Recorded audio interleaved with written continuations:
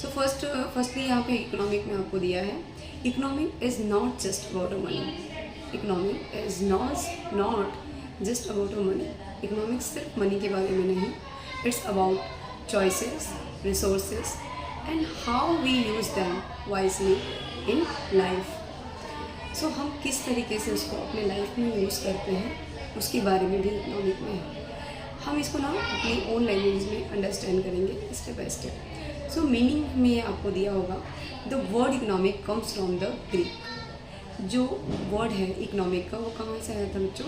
Greek से आया था, जिसे हम बोलते हैं ओइकोनोमिया। ओइकोनोमिया मतलब होता है उसका which means household management. उसका मतलब क्या होता है?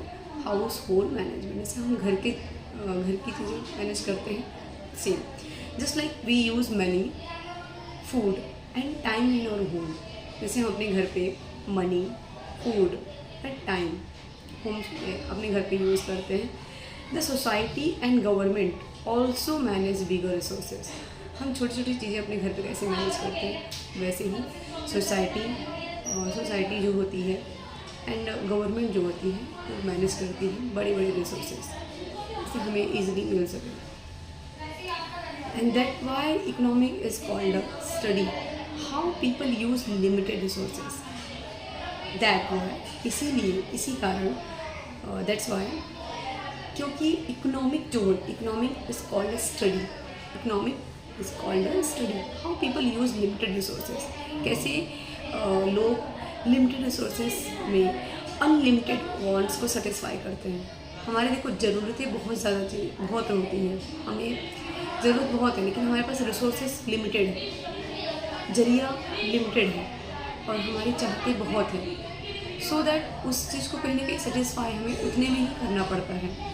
ये आपको इस इकोनॉमिक में स्टडी कराया जाता है।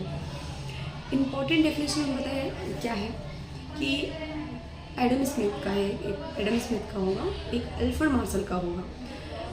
मैं आपको दोनों ही समझाऊंगी, जो भी आप लोगों को इजी लगेगा आप लोग उसको स्टडी कर सकते हो।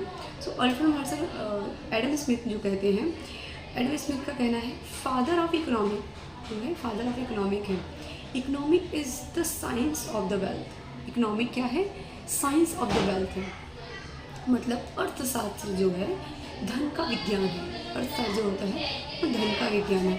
सेकंड जो है अल्फ्रेड मार्शल का, वो कहते हैं economic is the study of the Mankind. Economic is study of the Mankind in the ordinary business of life. जो ऑर्डिनरी बिजनेस होते हैं वो एक, अगर हम हिंदी में बोलेंगे, अर्थशास्त्र सामान्य जीवन के कार्यों में मानव जाति का अध्ययन है।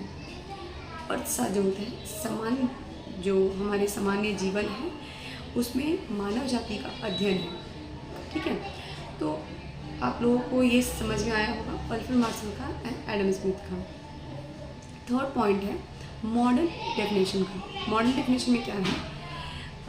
Economic is the science which study human behaviour as a relation between unlimited wants and limited needs.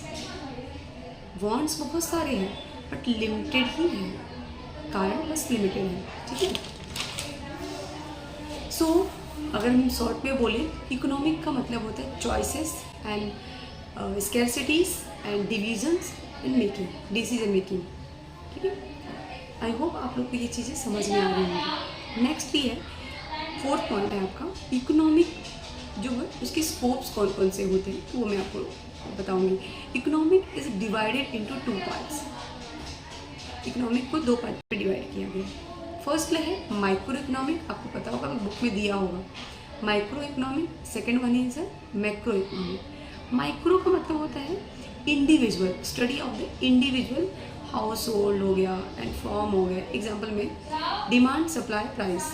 ठीक है, सेकेंड वन है macro economic. Macro economic study of the economic as whole, मतलब like whole of this.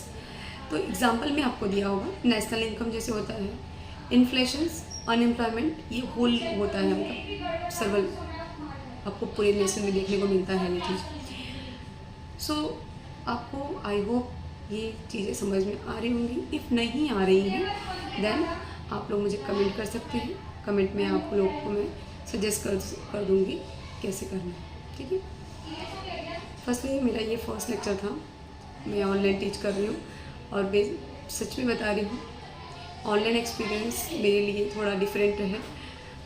Offline में तो हम लोग के साथ ही कोई भी चीज़ हम सिखाते हैं तो बच्चे सामने होते हैं, समझाने में इजी होता है, बट ऑनलाइन में ये चीज़ें नहीं होती हैं।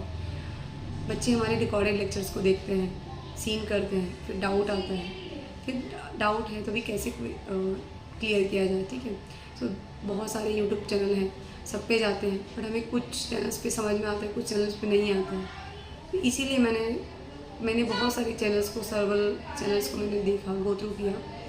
बट एक्चुअली मेरा ये बिलीव है, जब भी मैं पढ़ाई कर रही थी उस टाइम पे कैसा था कि मैं अपने चीज़ें देखती थी लेकिन समझ में नहीं आता था, अंडरस्टैंडिंग नहीं होती थी, तो मैंने बुक को स्टडी करना स्टार्ट किया, ठीक है।